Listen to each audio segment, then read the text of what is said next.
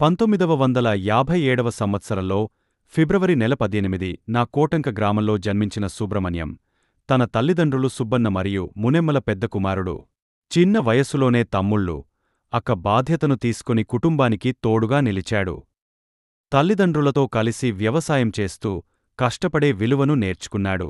ద్రాక్ష తోటలతో పాటు పట్టుకోశాలను పెంచి జీవనోపాధి కొనసాగించాడు. ఈ కృషితో పాటు గ్రామాభివృద్ధి పట్ల స్పష్టమైన దృష్టిని పెంపొందించుకున్నాడు. తన సమాజం కోసం సేవ చేయాలనే ఆత్మీయతతో గ్రామ కార్యకలాపాల్లో పాల్గొనడం మొదలుపెట్టి గ్రామంలో గౌరవనీయుడిగా ఎదిగాడు. 1995 సంవత్సరంలో సుబ్రహ్మణ్యం సర్పంచ్ ఎన్నికల్లో పాల్గొన్నాడు. కాని కేవలం ఒక్క ఓటుతో ఓడిపోయాడు. ముందుగా నకిలీ ఓటు పడిన విషయాన్ని గుర్తించి సుప్రీంకోర్టుకు వెళ్లాడు. 1995 ఆగస్టు 9వ తేదీన సుప్రీంకోర్టు తిరిగా ఎన్నికలు జరిపించాలని ఆదేశించింది. ఆ ఎన్నికల్లో సుబ్రహ్మణ్యం విజయం సాధించాడు.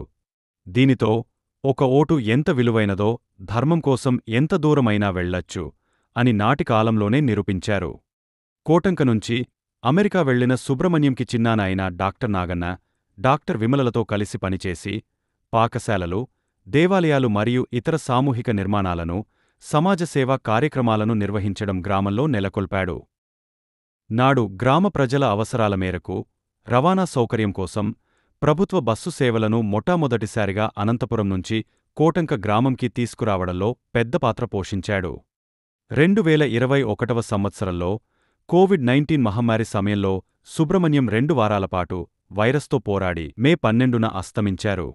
సుబ్రహ్మణ్యం మరణించినా ఆయన నిస్వార్థత, నాయకత్వం, సేవ మనోభావం శాశ్వతంగా నిలిచిపోయింది.